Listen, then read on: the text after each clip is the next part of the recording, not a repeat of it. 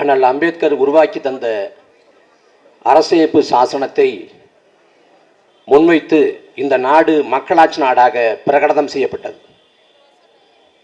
மக்களாட்சி என்கிற சொற்பதத்திற்கு அமெரிக்காவின் முன்னாள் ஜனாதிபதி ஆபிரகாம் லிங்கன் ஒரு விளக்கத்தை முன்வைக்கிறார். மக்களால் மக்களுக்காக மக்களே அமைக்கிற ஆட்சிதான் மக்களாட்சி என்கிறார்.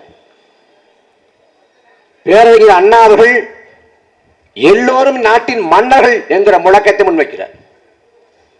நாம் நம்பிக்கொண்டிருக்கிறோம் இந்த நாடு மக்களாட்சி நாடு என்று நம்பிக்கொண்டிருக்கோம்.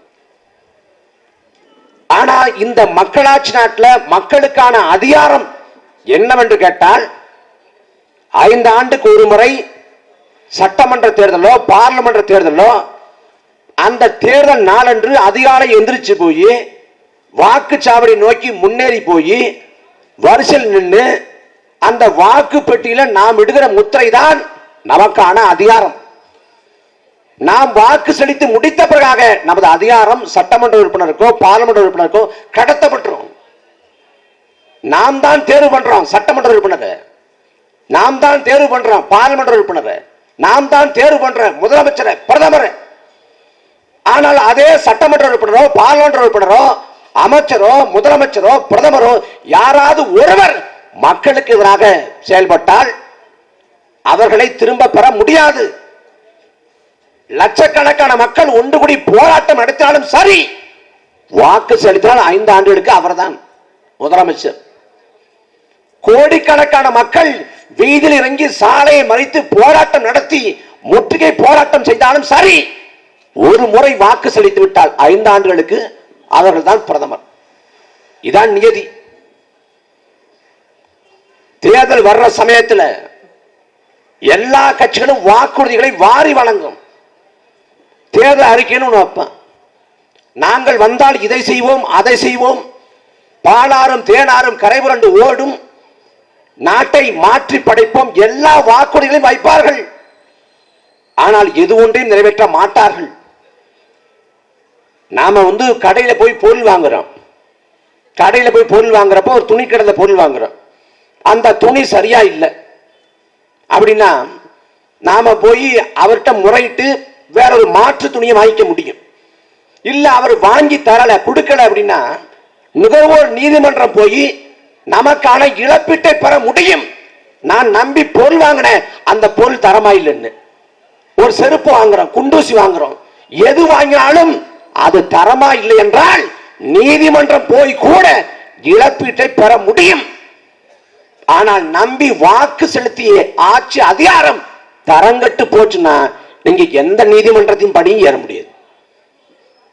நாம் பொருள் வாங்குறோம், அதுக்கு கேரண்டிங்கிறான் 6 மாத காலங்க உத்தரவாதம்ங்க. இந்த கடிகாரம் 6 மாத காலம் உத்தரவு. இந்த 6 மாத காலத்துல கெட்டு போச்சுன்னா நாங்களே சரி பண்ணி தர்றோம். இல்ல இன்னொரு கடிகாரம் தந்துடுறோம். பிரீத்திக்கு நான் கேரண்டிங்கிறேன். பிரீத்திக்கு கேரண்டி இருக்கு, எடப்பாடி கேரண்டி இருக்கா, ஸ்டாலின் கேரண்டி இருக்கா, அண்ணாமலை கேரண்டி இருக்கா? இல்ல. ஆனா இந்த முறைதான் மக்களாட்சி முறை. அடிமை இந்தியாவுக்கும் சுதந்திர இந்தியாவுக்கும் என்ன மாறுபாடு? அடிமை இந்தியாவில் நாம் போராடினோம். போராடிய போது ராணுவத்தை கட்டவிழ்த்து விட்டு சுட்டு கொலை செய்தான், அது அடிமை நாடு. சுதந்திர இந்தியாவில் காவல்துறை கட்டவிழ்த்து விட்டு சுட்டு கொலை செய்தான், இது சுதந்திர நாடு. மன்னராட்சிக்கு மக்களாட்சிக்கு என்ன மாறுபாடு? மன்னராட்சி காலத்தில் ஒரே குடும்பம் ஆதிக்கம் செய்யும். வாழையடி வாழையாக தலைமுறை தலைமுறையாக ஒரே குடும்பம் ஆதிக்கம் செய்யும், அது மன்னராட்சி. ஆனால் மக்களாட்சி காலத்திலும் இன்றைக்கு ஒரே குடும்பம் தான் ஆதிக்கம் செய்கிறது, ஆளுகை செய்கிறது. முதல் தேர்தலில் எல்லோருக்கும் வாக்குரிமை இல்லை. யாரு படிச்சவங்களோ, யாரு பட்டதாரியோ, யார் மிடாஸ்தாரோ, யார் பண்ணையாரோ, யார் நிலக்கலாரோ அவங்களுக்கு மட்டும்தான் வாக்குரிமைகள் நிலை இருந்துச்சு. குறிப்பா பெண்களுக்கு மொத்தமா வாக்குரிமை இல்லை. அதற்கு பிறகு ஜனநாயக போராட்டம் நடத்தி அழுத்தம் கொடுத்து எல்லோருக்கும் வாக்குரிமைகள் நிலை உருவாக்கப்பட்டது. இந்த நாட்டில் எல்லோரும் சமம் என்று சொல்ற ஒரு இடம் இருக்கிறது என்றால் அது வாக்குரிமை தான். அம்பானிக்கு ஒரு வாக்கு தான், அண்ணாக்காவடிக்கு ஒரு வாக்கு தான், பணக்காரனுக்கு ஒரு வாக்கு தான், பெரிய செல்வந்தனுக்கு ஒரு வாக்கு தான், பிச்சைக்காரனுக்கு ஒரு வாக்கு தான். அந்த வாக்கின் மதிப்பை உணரல.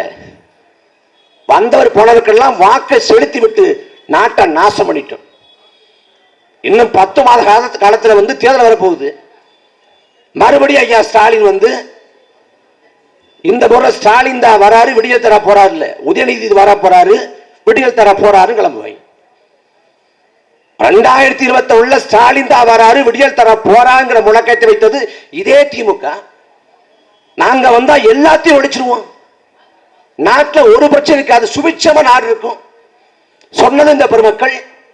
இந்த 4 ஆண்டு காலத்தில் என்ன பிரச்சனை தீர்க்கப்பட்டிருக்கு? வரலாற்றில் இல்லாத அளவுக்கு தமிழ்நாட்டின் சட்டம் ஒழுங்கு தரிகட்டு போய் நிக்குது. தினந்தோறும் செய்தி, கொலை, கொள்ளை, பாலியல் கொடுமை தமிழ்நாடு முழுக்க நடக்குது. கூலிப்பட ராஜ்யம், கள்ளச்சாராயம். ஒரு நாட்டை கட்டுப்பாட்டில் வைக்க துப்பு இல்லைங்க நாட்டை ஆளக்கூடிய முதலமைச்சருக்கு. யோசிச்சு பாருங்க, இதே திமுக ஆட்சி காலத்தில் 100 பேர் செத்து போயிட்டாங்க கள்ளச்சாராயத்தில். 2001 2002 காலத்தில் கேள்விப்பட்டோம் கள்ளச்சாராயம் கண் பார்வை போச்சு, கை கால் இழுத்துக்குச்சு, அவன் செத்து போனான்னு கேள்விப்பட்டோம். ஆனா இப்போ கள்ளச்சாராயம் கள்ளக்குறிச்சி இல்ல, இந்த திமுக ஆட்சி காலத்தில் முதல்ல மரக்காணம், செங்கல்பட்டு போன்ற பகுதியில் கள்ளச்சாராயம் காட்சி 20க்கும் மேற்பட்ட இறந்து போயிட்டேன். உடனே ஐயா ஸ்டாலின் சொல்றாங்க இரும்பு கரம் கொண்டு ஒடுக்குவோம், ஒருத்தரை விட மாட்டோங்குது. அடுத்த ஆண்டு பார்த்தா கள்ளக்குறிச்சியில 69 பேர் செத்து போறான். அவன் எங்க கள்ளச்சாரை வித்தானோ அதுல இருந்து 100 மீட்டர்ல நீதிமன்ற வளாகம் இருக்கு. 100 மீட்டர்ல ஸ்டாலின் மாதிரியே இருக்கு. இதுவும் 100 மீட்டர்ல காவல் நிலையம் இருக்குது. அப்ப உளவுத்துறைக்கு காவல்துறை தெரியாம கள்ளச்சாரம் வித்தர முடியுமா? கண்ணு குட்டிங்கிறவன் முதன்மை குற்றவாளி கைது செய்யப்படுறான். கடைசியா அந்த கண்ணு குட்டிங்கிறவன் சாயங்காலம் கிளம்பி போய் டவுனுக்கு கிளம்பி போய் அங்க வந்து கள்ளச்சாரம் காய்ச்சல் பொருட்களை வாங்கியாந்து விடிய விடிய காய்ச்சி காலைல வித்து மாநிலம் செத்து போயிட்டானா? அவன் பல மாதங்களாக ஆண்டு கணக்கில் கள்ளச்சாரம் வித்து கொண்டு வந்திருக்கான். உளவுத்துறை, இளவுத்துறை, காவல்துறை எல்லா துறையும் காசை வாங்கிட்டு அனுமதி கொடுத்துட்டான். அதன் விளைவாக 69 உயிர் போச்சு. அந்த உயிருக்கு யார் பொறுப்பேற்பது? மயிலாடுதுறை பக்கம் கள்ளச்சாராய புழக்கம், கள்ளச்சாராயம் புழங்குது, கள்ளச்சாராய வியாபாரி இருக்கான்னு சொல்லிட்டு 2 இளைஞர் தட்டி கேட்கிறான். தட்டி கேட்ட இளைஞரை குத்தி கொள்றான் கள்ளச்சாராய வியாபாரி. அப்ப நாடு எங்க போயிட்டு இருக்கு? பள்ளியில வந்து ஒரு காவலர், கடைநிலை காவலர் வந்து பேருந்து ஏறுறாரு. ஏறின உடனே அந்த நடத்துனர் வந்து பயணச்சீட்டு எடுங்கிறாரு. இல்ல எடுக்க முடியாது, நான் பயணச்சீட்டு எடுக்காமலே பயணிப்பதற்கான அனுமதி இருக்குங்கிறாரு. யாரு? அந்த காவலர். அந்த காவலருக்கும் நடத்துனருக்கும் இடையே வாய் தகராறு ஏற்படுது. வாய் தகராறு ஏற்பட்ட உடனே கடைசியில் அந்த காவலர் வந்து பயணச்சீட்டு எடுத்துட்டு பயணம் பண்றாரு. இந்த காவலருக்கும் அந்த நடத்துனருக்குமான அந்த தகராற, வாக்குவாதத்தை ஒருத்தன் அலைபேசியில் படம் பிடிச்சு சமூக வலைதளங்களில் போட்டுறேன். அப்ப என்ன பண்ணுது? எங்க ஆளு கான்ஸ்டபிள்கிட்ட காசு கேட்பியான்னு அடுத்த 2 நாட்கள் தமிழ்நாடு முழுக்க காவல்துறை ஓட்டுநர் மீது, நடத்துனர் மீது வழக்க போடுது. அரசு பேருந்து எடுத்துறேன், அரசு பேருந்துல வந்து நீ சரியா நிறுத்தல, 2 சென்டிமீட்டர் தள்ளியே நிறுத்திட்ட, உன் மேல வழக்கு. உன் சட்டையிலேயே இந்த பொத்தான் இங்கிட்டு போட்டிருக்க, அதுக்கு வழக்கு. நீ வந்து சீட் பெல்ட் போடல, ஐயா சீட்டே ஒழுங்கா இல்லை இங்கயா, அது ஏன் பிரச்சனை இல்லை, சீட் பெல்ட் போடல, ஓ மீது கேஸ். இப்படி 2 நாட்கள் தொடர்ச்சி வழக்கு போடுறாங்க. இந்த கூத்து குடும்பம் நடக்குது உண்டா? பழி வாங்குறாங்கலாம். அதுக்கு பிறகு அந்த நடத்துனரையும் ஓட்டுநரையும் பிடிச்சு 2 பேரையும் கண்ணோடு கண் பார்க்க வச்சு காதல் கசுந்துருக வச்சு, நான் உங்களை தப்பா புரிஞ்சுக்கிட்டேன், நானும் தான் உங்களை தப்பா புரிஞ்சுக்கிட்டேன், ஐ எம் சோ சாரி அப்படின்னு 2 பேரும் பிரேக்கப் ஆன 2 பேரும் பேச்சப்பாகி கட்டி பிடிச்சு 2 பேரும் 2 கோடை தேனிலே அப்படி உரசி இந்த காட்சியை படம் பிடிச்சு சமூக வலைதளங்களை உழவு விட்ட பிறகு இந்த போட்ட வழக்குகளை புற திரும்ப பெறேன். இது ஆட்சியா இல்ல நாடக கம்பெனியாடா? மத்திய அரசின் துறையும் மாநில அரசின் துறையும் மோதிக்கொள்ளும் பார்த்தது உண்டு. சிபிஐ இருக்கு, சிபிஐக்கும் காவல்துறைக்கும் மோதல் வரும். தமிழ்நாடு லஞ்ச ஒழிப்புத்துறைக்கும் அமலாக்கத்துறைக்கும் மோதல் வரும் பார்த்திருக்கோம். ஆனா மாநில அரசின் காவல்துறைக்கும் மாநில அரசின் போக்குவரத்து துறைக்கும் மோதல் வருகிறது என்றால் மத்தியில முதலமைச்சர் ஒருத்தர் இருக்காருல்ல, என்ன பண்ணிட்டு இருக்காரு? எதுக்குப்பா தேவையில்லா வேலை பார்க்கறீங்க, எதுக்கு வழக்கு போறீங்கன்னு ஒரு நொடி கேட்க முடியாதா? கேட்க முடியாது. அப்ப என்னன்னா அவர் இந்த உலகத்திலே இல்ல, வேற ஏதோ உலகத்தில் இருக்காரு. என்ன சொல்றாரு? எந்த கொம்பன்னு குறை சொல்ல முடியாத ஆட்சி அப்படின்னு. அப்ப நாட்டில் என்ன நடக்குதுன்னு தெரியல இவருக்கு. மன்னராட்சி காலத்தில் கூட மன்னர்கள் நகர்வலம் வந்தா மாறுவிடம் போட்டுக்கிட்டு மக்களின் குறை என்ன, நிறை என்ன, கண்ணீர் என்ன, தேவை என்ன கேட்டறிஞ்சான். ஆனால் மக்களாட்சி காலத்தில் இந்த ஆட்சியாளர் பெருமக்கள் மக்களை நோக்கி வரவே இல்லை. என்னென்ன வாக்குறுதி கொடுத்தாங்க? நாங்க வந்தோம்னா நீட் தேர்வை ஒழிச்சிடும்னா ஏன் ஒழிக்க முடியல? ஏன் ஒழிக்க முடியல? நீட் தேர்வை ஒழிப்பதற்கான அதிகாரம் உனது அதிகாரம் வரம்பே இல்லை. உன்னிட்ட அதிகாரமே இல்லை. அதிகாரமே இல்லாத போது கூட நாங்கள் நீட் தேர்வை ஒழித்து விடுவோம் வாக்குறுதி கொடுத்தது இந்த திமுக. அந்த வாக்குறுதி நம்பி மக்கள் வாக்கு செலுத்தினார்கள். எங்கள் பிள்ளைகள் மருத்துவத்தில் சேர்ந்தலாங்கிற நம்பிக்கையோடு படித்தது. இந்த திமுகவின் ஆட்சி காலத்திலும் 10க்கும் மேற்பட்ட பிள்ளைகள் செத்து போச்சு. அதுக்கு திமுகவோட பதில் என்ன? திமுக புதுசா என்ன பண்ணிற போது? இந்தியாவோட எண்ணற்ற மாநில கட்சிகள் இருக்குது. ஒவ்வொரு மாநிலத்துக்கும் மாநில கட்சிகள் இருக்குது. எந்த மாநில கட்சிக்கும் கிடைக்காத பெருவாய்ப்பு திமுக கிடைத்தது. மத்திய அமைச்சரவையில் 18 ஆண்டுகள், மத்திய அமைச்சரவையில் 18 ஆண்டுகள் அங்க வச்ச கட்சி திமுக. வாஜ்பாய், மன்மோகன் சிங், ஐக்கிய குஜரால், தேவகவுடா, விபி சிங் அப்படின்னு பல பிரதமர் கீழே மத்திய அமைச்சர்கள் அங்க வைத்த கட்சி திமுக. குறிப்பா 99 தொடங்கி 2013 வரை தொடர்ச்சியாக 14 ஆண்டுகள் மத்திய அமைச்சர்களிடம். அந்த 14 ஆண்டு காலத்தில் கல்வியை மாநில பட்டியலுக்கு கொண்டு வா என்று கொண்டு வந்திருந்தால் நீட் தேர்வை கொண்டு வந்திருக்க முடியாது. அன்னைக்கு என்ன பண்ண? அந்த 18 ஆண்டு காலத்தில் ஆளுநர் பதவி தேவையில்லை, ஆட்டுக்கு தாடியதுக்கு நாட்டுக்கு ஆளுநருக்கு அன்னைக்கு கேட்டிருந்தா அன்னைக்கே ஆளுநர் தூக்கியிருப்பேன். அன்னைக்கெல்லாம் விட்டு விட்டு இன்னைக்கு எதுக்கு? எல்லாம் நாடகம், வெளி வேடம், மக்களை ஏமாத்துறதுக்கு நாடகம் போடுறேன். அதுக்கு ஒரு பூச்சாண்டி காட்டுறது. பாஜக வந்துடும், பாஜக வந்துடும். பாஜக அதிமுக வந்திருக்கு. சனி போனா தனியா போகாது, ஒன்னாவே போகட்டும், ஒரு பிரச்சனையும் இல்லை. அவன் அதிமுகவோட இல்ல, ஒரே சமயத்தில் திமுக அதிமுக 2 பேரும் கட்சியோட கூட்டணி வச்சு வந்தாலும் சரி தமிழ்நாட்டில் பாஜக வெல்ல மாட்டான். அது அவனுக்கு தெரியும். ஆனா அந்த பாஜக வந்துடும், பாஜக வந்துடும் இல்லாத எதிரியை காட்டி மக்களை ஏமாத்துற. அதுல நாம் தமிழர் கட்சி பாஜக, அதாவது இவ்வளவு நாள் என்ன சொல்லிட்டு பாஜக பி டீம். இப்ப ஒரு மாசமா பாஜக கூட்டணி போயிடுவாங்க. நீ எப்ப சோசியக்காரன மாறின? ஒரு சோசியம் கேடுகட்ட சோசியமா இருக்கு.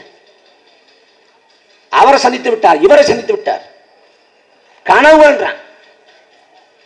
2019 திமுக கூட்டணி சார்பாக மாநிலங்களை உறுப்பினராக தேர்வு செய்யப்பட்ட வைகோ அவர்கள் அத்வானி காலில் விழுந்து குடும்பத்தோடு வணங்கினார். ஒருத்தன் கேள்வி கேட்கல. திராவிட இயக்கத்தின் போர்வாள் எப்படா இந்துத்துவ சூத்திரதாரி காலில் விழலாம்னு. மாட்டி தீவிர ஊழல் வழக்கில் குற்றவாளி என்று தண்டிக்கப்பட்ட லாலு பிரசாத் யாதவ், அந்த லாலு பிரசாத் யாதவ் காலில் தமிழ்நாட்டின் முதலமைச்சர் ஸ்டாலின் விழுந்தார். ஒரு ஊழல் குற்றவாளியின் காலில் ஒரு மாநிலத்தோட முதலமைச்சர் விழலாமான்னு ஒருத்தன் கேட்கல. ஆனா இதுக்கு இல்லாத கருத்துருவாக்கங்கள், போலியான கட்டுக்கதைகள், பாரதிய ஜனதாவை சமரசம் இல்லாம இந்த நிலத்துல, இந்திய பெருநிலத்திலேயே எதிர்க்கக்கூடிய கட்சி நாம் தமிழர் கட்சி. அவன் இந்துக்கள் தான் தமிழர்கள், தமிழர்கள் தான் இந்துக்கள் என்று பேசிய போது தமிழர்கள் இந்துக்கள் இல்லை என்று முழங்கக்கூடிய ஒரே அரசியல் பெரியக்கம் நாம் தமிழர் கட்சி தான்.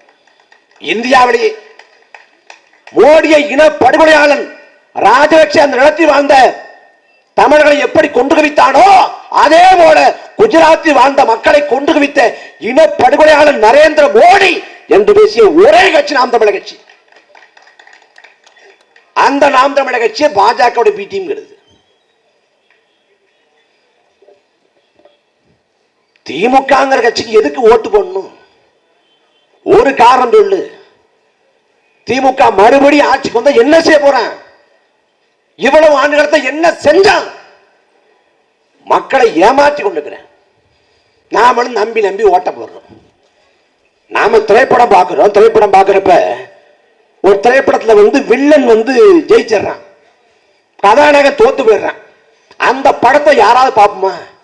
என்னங்க நல்லவன் தோத்து போயிட்டா அது படமாங்கன்னு காரிச்சு போயிருவேன். திரைப்படத்துக்குள்ள வில்லன் தோக்க கூடாது. கிரிக்கெட் போட்டி சிஎஸ்கே தோத்துருச்சு, வாயிலையும் வயிற்றுல அடிச்சுக்கிறான். இவன் ஏதோ காசு போட்டுக்கு அந்த மாதிரி. பிக் பாஸ்ல அவர் தோக்க கூடாது, அவருக்கு ஓட்ட போடு. பிக் பாஸ்ல தோக்க கூடாது, கிரிக்கெட்ல தோக்க கூடாது, படத்துக்குள்ள ஹீரோ தோக்க கூடாது. ஆனா நிஜத்துல எல்லா நல்லவனும் தோத்து போனான். அத்தனை அயோக்கிய படம் அதே இடத்துக்கு போனான். கண்டுகொள்ள மாட்டேன். விடாமுயற்சின்னு படம் வந்துச்சு, அஜித்தோட படம். அந்த படம் வந்தப்ப படம் ஓடல. ஏன்னா படம் முழுக்க அஜித்தை வில்ல வச்சு செய்யறான். எப்படா வில்ல ஜெயிக்கிறான் அப்படின்னு படம் ஓடல. அஜித்து தோக்கலாமா? படம் ஓடல. ஆனா நிஜத்துல எத்தனை நல்லவன் வேணாம் தோத்து போனான். இது என்ன மாதிரி தர்க்க நியாயம்? நபிகள் நாயகம் சொல்றாங்க, ஒரு காலம் வரும், அந்த காலத்திலே நேர்மையோடு வாழ்வது என்பது நெருப்பு கண்களை கையில் வைத்திருப்பவர்கள் ஒப்பாங்க. ஒரு காலம் வரும்னா அந்த காலத்துல நேர்மையோடு வாழ முடியாதுங்கிறது. நபிகள் சொன்ன காலம் நாம் வாழ்ந்து கொண்டிருக்கிற இந்த காலம்தான், தற்காலம்தான். காந்தியவாதி சத்தியமூர்த்தி சொல்றாரு, மக்கள் மனங்கள்ல லஞ்சம் ஊழல் ஊடுருவாம பார்த்துக்கணுங்கிற. மக்கள் மனங்கள்ல லஞ்சம் ஊழல் ஊடுருச்சு. இந்த சமூகம் குற்ற சமூகமாக மாறிவிட்டது. அறியாமல கேரளா இருக்குது. வாக்கு காசு அங்க போனான்னா, ஒரு அரசியல் தலைவன் போனான்னா துரத்தி அடிக்கிறான். என் வாக்கை ஒருபோதும் நான் விற்க மாட்டேன்னு.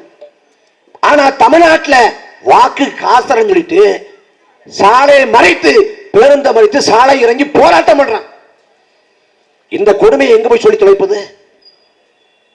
எத்தனை காலத்துக்கு நம்பி நம்பி திமுகவுக்கும் அதிமுகவுக்கும் நாம் வாக்களை கொடுத்து கொண்டிருப்பது? இந்த நிலத்துல எல்லாம் மாறணும்னா நாம் மாறணும். நாம் மாறாத வரை, நாம் வாக்கை மாற்றி செலுத்தாத வரை இந்த நாட்டில் எந்த வடிவும் ஏற்படாது, எந்த மாற்றமே ஏற்படாது. நீங்க திமுகவுக்கும் அதிமுகவுக்கும் ஓட்ட போட்டுட்டு பிரச்சனை தெரிஞ்சு சொல்லிட்டு கோயிலுக்கு போய் எத்தனை அர்ச்சனை பண்ணாலும், எத்தனை அங்க பிரச்சனை பண்ணாலும், சிக்காரவன கோயிலுக்கே போய் நீங்க பூஜை போட்டாலும் ஒரு சிக்கலும் தீராது. உன் வாக்கை மாற்றி செலுத்தாத வரை நாட்டில் எந்த மாற்றம் வராது. இந்த கட்சிகளும் ஆட்சிகளும் இதற்கு நமக்கு 10 ஆண்டுகள் அதிமுக ஆட்சி, குறிப்பா அதுல எடப்பாடி பழனிசாமி 4 ஆண்டு காலம் ஆண்டு. அந்த 4 ஆண்டு காலத்துல எல்லா கொடுமையும் நடக்குது. தூத்துக்குடியில மண்ணில் மக்களை சுட்டு கொலைச்சாங்க. மாநிலம் முழுமைக்கு மக்கள் போராடுற இடத்துல ஒடுக்குமுறை, அடக்குமுறை. கதிராமங்கலத்தில் விவசாயிகள் போராடுறாங்க, அடக்குமுறை. நெடுவாசல மக்கள் போராடுறாங்க, அடக்குமுறை. மதுபான கடையை மூடக்கோரி மக்கள் போராடுறாங்க, அடக்குமுறை. அன்றைக்கு எடப்பாடி பழனிசாமி கொடுமையான ஆட்சியை கொடுத்தாரு. அன்னைக்கு ஸ்டாலின் சொன்னாங்க, நாங்க வந்தோம்னா எடப்பாடி பழனிசாமி ஆட்சிக்கு முடிவு கட்டி அவர் ஆட்சியில் இருந்த எல்லா தீமைகளையும் அகற்றுவோம். எந்த தீமையை அகற்றிட்டாங்க? எடப்பாடி பழனிசாமி தூத்துக்குடியில் போராடிய மக்கள் 15 பேர் மீது காவல்துறை கட்டவிழ்த்து விட்டு சுட்டு கொலை செஞ்சார். அந்த கொலை செய்யப்பட்ட 15 பேர்ல ஒருத்தர் தங்கை ஸ்னோலின். 18 வயது நிரம்பிய தங்கை ஸ்னோலின் பள்ளி படிப்பை முடித்துவிட்டு கல்லூரி கனவோடு காத்திருந்த தங்கை. அந்த தங்கையும் கொலை செய்யப்படுறா தூத்துக்குடி துப்பாக்கி சூட்டுல. அன்னைக்கு இறந்து போன தங்கச்சி ஸ்னோலினோட உருவப்படத்தை காமிச்சு ஓட்டு போடுங்க, திமுக ஓட்டு போடுங்க, ஸ்டாலினை கொன்னவங்களை தண்டிக்க திமுக ஓட்டு போடுங்கன்னு கேட்டாங்க. திமுக ஆட்சிக்கு வந்தால் நாங்கள் குற்றவாளி கூண்டில் இவங்களை ஏற்றுவோம். திமுக ஆட்சிக்கு வந்த 4 ஆண்டு காலமாகி விட்டது. தூத்துக்குடி துப்பாக்கி சூட்டு தொடர்புடைய 15 அதிகாரிகள் மீது வழக்கு போட்டு சிறைப்படுத்த வேண்டும் அருணா ஜெகதீசன் ஆணையத்தின் அறிக்கை சொல்லுது, பரிந்துரை சொல்லுது. ஆனால் இன்றைக்கு வரை அதில் தொடர்புடைய யார் மீதும் வழக்கு போடல, யாரையும் கைது போடல. எவன் தூத்துக்குடி துப்பாக்கி சூட்டுக்கு வித்துட்டானோ அதில் தொடர்புடைய அதிகாரி சைலேஷ்குமார் யாதவ்ங்கிற ஒரு காவல்துறை அதிகாரி. அந்த காவல்துறை அதிகாரிக்கு பதவி உயர்வு வழங்குது இந்த திமுக அரசு. அதிமுக ஆட்சி காலத்துல சாத்தான் குளத்துல படுகொலை, காவல்துறை அடித்தே கொலைச்சது தந்தை மகனை. அடித்து கொலைச்சிறப்ப காவல் நிலையம் சாத்தான்கரை கூடமாக மாறி வருகிறது. ஏற்க முடியாது. போராட்டம் நடத்தியது திமுக. ஆனா இந்த திமுகவின் ஆட்சி காலத்தில் 20க்கும் மேற்பட்ட காவல் நிலைய மரணங்கள். காவல்துறை அதிகாரிகள் கையை முறிக்கிறது, காலை உடைக்கிறது, கையை முறிக்கிறது, காலை உடைக்கிறது, பல்ல பிடுங்கிறது. யார் கையை முறிப்பான்? நாம செய்தி பார்க்கிறோம். பாத்ரூமை வலிக்கு விழுந்தார், மாவு கட்டு போட்டார்கள். நமக்கு சிரிப்பா இருக்குது. அவன் யார் கையை முறிப்பான்? எவன் கேட்க நாதியற்றவனோ, எவன் விளிம்புநிலை மகனோ, எவன் தாழ்த்தப்பட்ட ஒடுக்கப்பட்ட மகனோ அவன் கையை ஒடிப்பான். என்றைக்காவது ஒரு பணக்காரன் கையை ஒடிச்சு பார்த்தது உண்டா? ஒடிக்க மாட்டான், கை வைக்க மாட்டான். அவன் சலாம் போடுவான், சல்யூட் வைப்பான். பாத்ரூம்ல வடிச்சு விழுந்தாங்க. செந்தில் பாலாஜியும் சிறைக்கு போனாரு. ஏன் பாத்ரூம் வடிக்க விழல? நான் என்ன கேட்கிறேன், பாத்ரூம் எங்க இருக்குது? போலீஸ் ஸ்டேஷன்ல இருக்குது.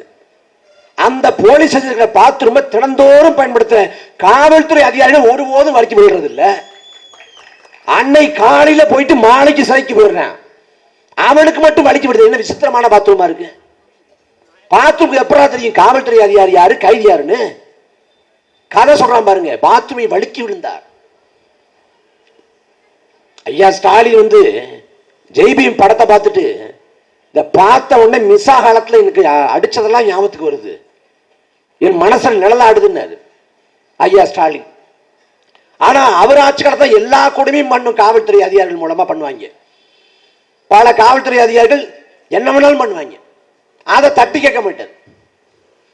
அப்படி தரிகட்ட ஆட்சி இந்த ஆட்சி, ஒரு கேடுகட்ட ஆட்சி. அதிமுகவின் ஆட்சி காலத்தில் மதுபான கடையை மூட வேண்டும் போராட்டம் நடத்தியது திமுக. இந்தியாவிலே இளமது விலை கொண்ட மாநிலம் தமிழ்நாடு. மதுபான கடைகளை மூட வேண்டும் தமிழ்நாடு முழுக்க போராட்டம் நடத்தியது அம்மையார் கனிமொழி. ஆனால் இன்றைக்கு திமுகவின் ஆட்சி காலத்தில் மதுபான கடை தங்கு தடை இல்லாது 24 மணி நேரமும் மது கிடைக்குது. 24 மணி நேரம் விற்கிறான். சென்னையில் சர்வசாதாரணமா நடக்குது. ஏன் இப்ப பேசல? மது குடித்து பேசல?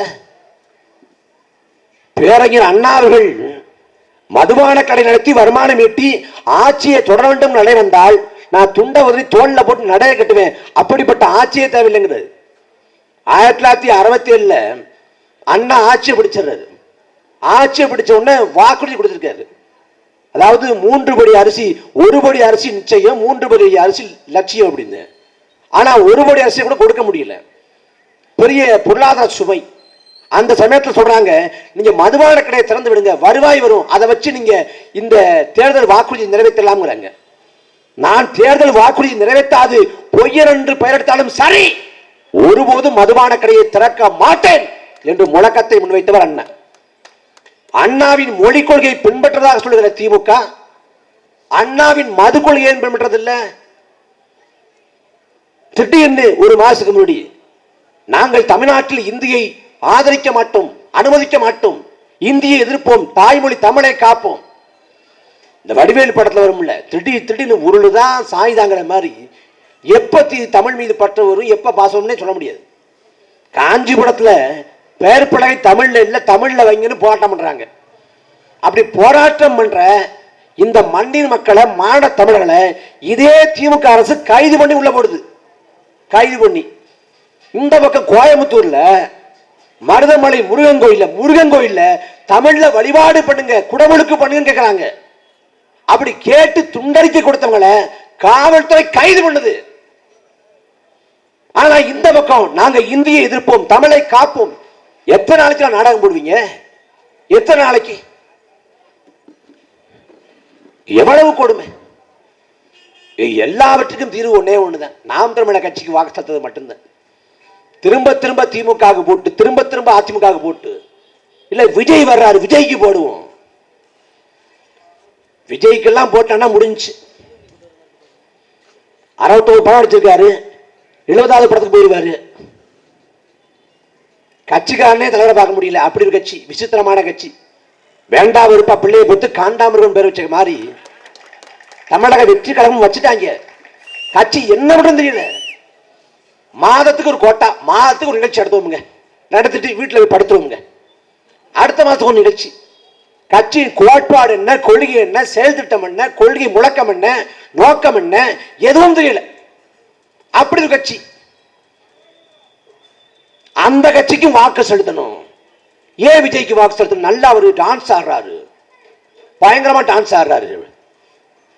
ஒரு மேடையில பேசுறப்ப மக்களுக்கு எது தேவை, மக்களின் சிக்கல் என்ன, மக்களின் வாழ்வாதாரம் என்ன, என்ன மாதிரி செயல் திட்டங்களை வச்சு மக்களை முன்னேற்றலாம் அப்படின்னு மனசுல இருந்து பேச முடியலங்க.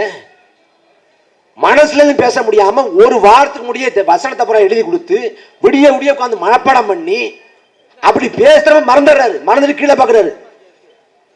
அது இந்த தாள பேப்பரை மாத்தி வச்சாரா எது எங்களுக்கு தெரியல. இப்படிப்பட்ட ஒருத்தர் பத்திரிகையாளர் சந்திப்பை நிகழ்த்தாம ஒரு வருஷம் ஓட்டிட்டாரு. பத்திரிகையாளர் பார்த்து பேசுறது இல்லை. ஆனா அவரும் ஒரு தலைவர். தமிழ்நாட்டில் அவருக்கும் வாக்கு செலுத்தாம நினைக்கிறேன். கமலஹாசன் 2019 ஓட்ட போட்டீங்க, 4 விழுக்காடு வாக்களை கொடுத்தீங்க. கமலஹாசன் எங்கே போனார்? எங்கே போனார்? முதல்ல என்ன பண்ணாரு? திமுக அதிமுக எதிர்ப்பதா சொன்னாரு, டிவியை உடைச்சாரு, திரும்ப அதே டிவிக்குள்ள போயிட்டாரு. திமுக எதிர்ப்பதா சொல்லி கொண்டு திமுக உட்கார்ந்துட்டாரு. இப்ப அடுத்த ஷிப்ட், அடுத்த ஆள் வருது. அன்பான மக்களே, வரலாறு சரியான வாய்ப்பை கொடுத்திருக்கிறது 2026.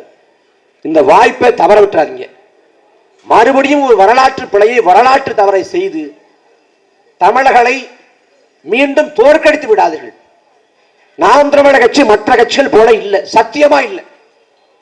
நாம் தமிழர் கட்சி இனத்தின் அழிவிலிருந்து பிறந்த கட்சி. 2009 எந்த தமிழனும் மறக்க கூடாத ஆண்டு. மே 18 எந்த தமிழனும் மறக்க கூடாத நாள். 2009 மே 18 அந்த நாளில் தான் உலகம் முழுக்க வாழ்ந்த தமிழர்கள் குமுறி குமுறி அழுத, கண்ணீர் வெடிச்சான். ராஜபக்சே மண்ணை முத்தமிட்டு எக்காலமிட்டு சிரித்து, அவ்வளவுதான் தமிழர்களை தோற்கடித்து விட்டோம், தமிழர்களை வீழ்த்தி விட்டோம், செம்மாந்த புலிக்கொடியை தாழ்த்தி விட்டோம், உங்கள் தேச கனவை நொறுக்கி விட்டோம் என்று சொல்லி மண்ணை முத்தமிட்டு ராஜபக்சே சிரித்த நாள் மே 18 2009. உலகம் முழுக்க வாழ்ந்த தமிழர்கள் வீட்டை விட்டு வெளியேற முடியாது, கண்ணீர் சிந்தி கதை எழுத நாள் மே 18. ஐயோ எல்லாம் போச்சே என்று கதரை துடித்து இனி வாழ்வதா தற்கொலை செய்து கொண்டு சாவதா என்று எல்லாம் மிம்மி அழுத நாள் மே 18. எந்த மே 18 எல்லாம் முடிந்து விட்டது என்று உலகம் கருதியதோ அதே மே 18 குறிவைத்து அடுத்த ஆண்டு 2010 உலகம் முழுக்க வாழ்ந்த தமிழர்களை திரட்டி, உலகம் முழுக்க வாழ்ந்த தமிழர்களின் நலவாழ்வுக்காக நாம் தமிழர் என்ற பாதுகாப்பு பெரும்படை உருவாக்கப்பட்டுச்சு. கட்சி தொடங்கி 15 ஆண்டாயிடுச்சு. 2010 தொடங்கி 16 போட்டி போட்டோம். 1.1 விழுக்காடு வாக்களை பெற்றோம். 1.1 அதோட நாங்க முடங்கிடல, தொடர்ந்து மக்களுக்காக பாடுபட்டோம், உழைச்சோம். 4 விழுக்காடு வாக்கு 2019. அதுக்கும் பிறகு கடுமையா உழைச்சோம். 2021 7 விழுக்காடு, 2024 8 விழுக்காடு. எந்த கட்சியின் ஆதரவும் இல்லாம, காசு பணம் இல்லாம, எந்த பின்படம் இல்லாம, ஒரு ரூபா காசு வாக்கு தராம ஒரு கட்சி மாநில கட்சியா அங்கீகரிக்கப்பட்டிருக்கிறது என்றால் நாம் தமிழர் கட்சி தான். நாம் தமிழர் கட்சி கூட்டணிக்கு வர்றேன் என்று சொன்னால் 500 கோடியை கொட்டி கொடுப்பான், குறைந்தபட்சம் 500 கோடி. அந்த பணம் எல்லாம் முதிர்ந்து விடக்கூடிய மயிருக்கு சமானம் நினைச்சு சமரசம் இல்லாத காலத்தில் நிற்கணும். ஒரு கட்சி தோல்வி அடைஞ்சா அந்த கட்சி வளராது, இதான் நியதி. ஆனா நாம் தமிழர் கட்சி இந்த 4 பொது தேர்தலில் 2016, 19, 21, 24 இந்த 4 பொது தேர்தலில் நாம் தமிழர் கட்சி வெற்றி பெறல, ஆனா வளர்ந்து கொண்டிருக்கு. அது காரணம் என்ன? ஏன்னா நம்பகத்தன்மையை இழக்கல, மக்கள் நம்பி வைத்திருக்கக்கூடிய நம்பிக்கை இழக்கல, துரோகம் பண்ணல, கடைசி வரை சமரசம் நிற்கணும். அந்த சமரசம் இல்லாத உறுதிப்பாட்டுக்கு தான் மக்கள் நாம் தமிழர் கட்சி தேடி வர்றேன். இந்த முறை இவ்வளவு நாட்களாக நாங்க விளைத்துக் கொண்டிருந்தோம். 2026 அறுவடைக்கான காலம். 1000 ஆண்டுகளுக்கு மேலாக அதிகாரமற்று உலகம் முழுக்க கூலியாக, அகதியாக, தென்னாப்பிரிக்கா வேலை சுரங்கங்கள்ல, மலேசியா ரப்பர் தோட்டங்கள்ல, இலங்கை தேயிலை தோட்டங்கள்ல உலகம் முழுக்க கூலியாக, அகதியாக நிற்கிற தமிழன் அதிகாரத்தை சுவைப்பதற்கு, தமிழனுக்கான குரல் தமிழக சட்டமன்றத்தை ஒழிப்பதற்கு கடைசி வாய்ப்பு நாம் தமிழக கட்சி. கண் முன்னே அழித்தொழிக்க போறோம், மீன் பிடிக்க போறோம், நடுக்கடலை வைத்து கொலை செய்யறான், கேட்க நாதி இல்ல. ஆந்திர காட்டுக்கு கூலிக்கு மரவட்ட போறோம், கூலிக்கு மரவட்ட போறப்ப செம்மரக்கட்டை கடத்த வந்த கடத்தக்காரன் பழி சுமத்தி காக்கை குருவியை சுடுது போல சுட்டு கொள்றான், கேட்க நாதி இல்ல. உன் சொந்த நாடு தமிழ்நாட்டில் யாருக்கு வாக்கு செலுத்தி ஆச்சரியார்த்தை கொடுத்தாயோ அந்த ஆச்சரியார்த்தால தூத்துக்குடியில கொலை செய்யப்படுற, கேட்க நாதி இல்ல. நீ அடி வாங்கினாலோ மிதிப்பட்டாலோ கேட்க நாதியற்ற அனாதையாக மாறி போனாய். தமிழ்நாட்டின் தலைநகர் சென்னை, சென்னையில மாட மாளிகை கூட கோபுரம் வச்சிருக்கேன், மலையாளி மார்வாடி பீகாரி நம்ம ஆளுங்க இருக்கான். கடை வாசல்ல வந்து கூர்காவில் பார்க்குறேன், வாட்ச்மேன் வேலை பார்க்குறேன், இல்ல தள்ளுவன் கடை போட்டு பிழைக்கிறேன். இந்த மண்ணின் பூர்வகுடி மக்கள் சென்னைக்குள்ள வாழ முடியல.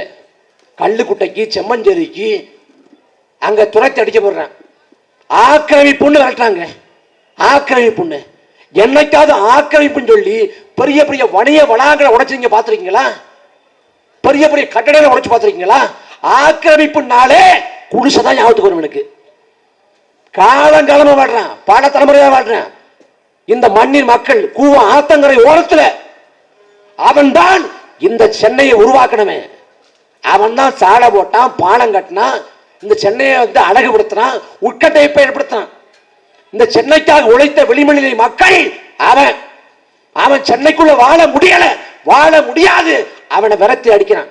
விரட்டி கொண்ட இந்த நகர்ப்புறத்துக்கு வெளியே என்ன ஆச்சரியம், நம்மள்கிட்ட இல்ல. தமிழங்கிற இனம் உண்டு, தனித்தே அவருக்கு பெயர் உண்டு, குணம் உண்டு அப்படின்னு பாடினாரு. ஆனா எல்லா குணத்தையும் இழந்துட்டோம். மானத்துக்கும் விகிதத்துக்கும் பெயர் போன இனத்தின் மக்கள், 2000 ஆண்டுக்கு முன்பாகவே உலகிற்கு பொதுமறை என்ற இனத்தின் மக்கள், ஒழுக்கத்தை பறைசாற்றிய இனத்தின் மக்கள், புறநானூற்று வீரம் பாடிய இனத்தின் மக்கள், மானத்தை உயர்ந்த போற்றிய இனத்தின் மக்கள், அந்த இனத்தின் மக்கள் எல்லாவற்றையும் இழந்துவிட்டு வரலாற்றில் அழிவின் விளிம்பில் நிற்கிறோம். வின்சன் சர்ச்சில் சொல்றான், வரலாற்றில் நடந்தேறிய தவறுகளை நாம் படிக்காவிட்டால் உணராவிட்டால் அந்த தவறுகளை மீண்டும் ஒருமுறை செய்ய நேரிடுங்கிறான். நாம் வரலாற்றில் அதிகாரத்தை இழந்தோம், அனாதையானோம், மறுபடி நாம் மேல போகணும். அதுக்கு ஒரே வாய்ப்பு உங்கள் பிள்ளைகள் தான், நாம் தமிழர் கட்சி தான்.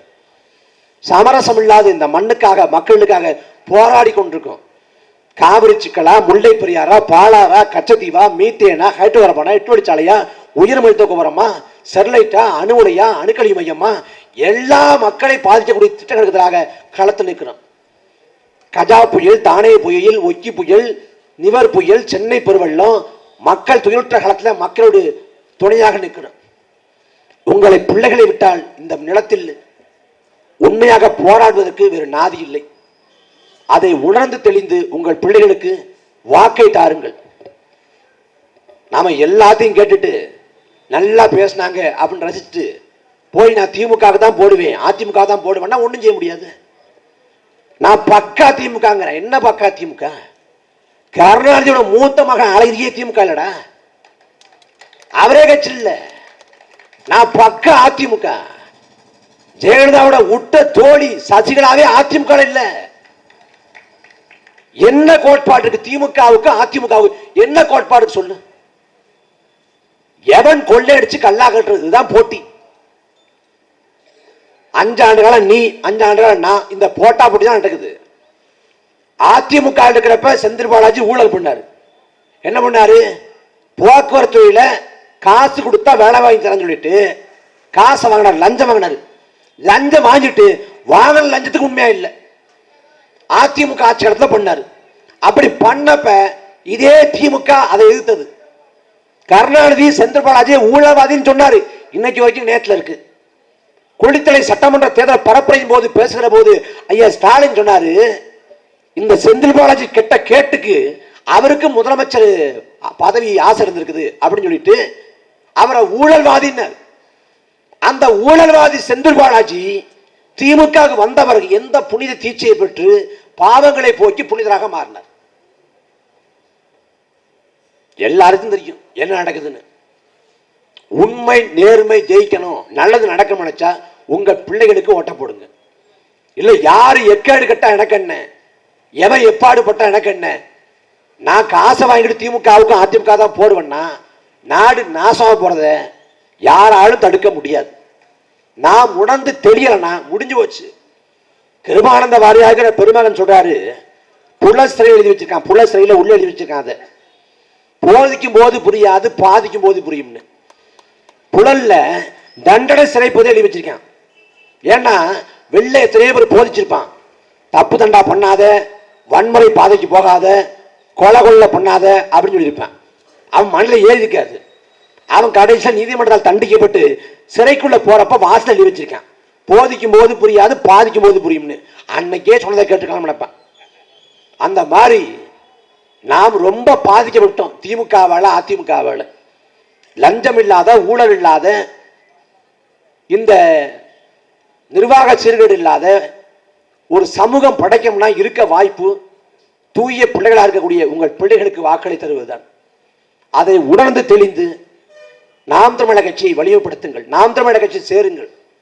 இந்த மண்ணுக்காக, மக்களுக்காக எந்தவித லாப நட்ட கணக்கு இல்லாத, எந்தவித பிரதிபலனையும் எதிர்பாராத ஒரு கூட்டம் இருக்கிறது என்றால் நாம் தமிழர் கட்சி தான். திமுக அதிமுக கூட்டத்துக்கு ஆள் சட்டா காசு தரணும், காசை கொடுத்து உட்கார வைக்கணும். அது 8:30 மணிக்கு மாதிரி வரைக்கும் தான் உட்காந்துருப்பான், அப்புறம் நினைச்சு போயிருவேன். காசு தரலன்னா உட்கார்ந்து நாற்காலி தூட்டி போயிருவேன். நாம் தமிழர் கட்சியில பொதுக்கூட்டம் முடியுதா, மாநாடு முடியுதா, என்ன பண்றாங்க? எந்திரிச்சு எங்க பிளாஸ்டிக் இருக்குன்னு எடுத்து எல்லாத்தையும் ஒழுங்குபடுத்தி ஓரமா போடுறாங்க, நாற்காலியில் அடுக்கி வைக்கிறாங்க. மதுவின் வாசனை இல்லாத, மதுவின் நாட்டம் இல்லாத ஒரு கூட்டம் தமிழ்நாட்டில் நடத்தப்படுகிறது என்றால் அது நாம் தமிழர் கட்சி கூட்டம் தான். பெண்கள் முன்வரிசையில் உட்கார்ந்து கொண்டு பாதுகாப்போடு, அச்ச உணர்வு இருக்கிறது, அணு கூட இல்லாது, பாதுகாப்பின்மை உணர்வை உணராது இருக்க முடியும் ஒரு கட்சி கூட தான் நாம் தமிழர் கட்சியில தான். நாம் தமிழர் கட்சி தான் மண்ணுக்கான, மக்களுக்கான கட்சி. அதை உணர்ந்து தெளிந்து உங்கள் பிள்ளைகளுக்கு வாக்கை தாருங்கள். பெருந்தலைவர் காமராசர் தேர்தலிலே போட்டியிட்ட போது கவியரசர் கண்ணதாசன் சொன்னாரு, காலத்தின் கடைசி கருணைன்னாரு. காலத்தின் கடைசி கருணை, காலம் ஒருமுறை கடைசியாக கருணையற்று இருக்கிறது. உங்களுக்கு உங்க பிரச்சனை இருங்க. அதுபோல வரலாறு கொடுத்துக்கிற கடைசி வாய்ப்பு நாம் தமிழர் கட்சி. அதை உணர்ந்து தொழிந்து உங்கள் பிள்ளைகளுக்கு வாய்ப்பை கொடுங்கள். இந்த மண்ணையும் மக்களையும் காப்போம். இந்த மண்ணுக்காக, மக்களுக்காக உழைத்து சாவோம். நன்றி, வணக்கம்.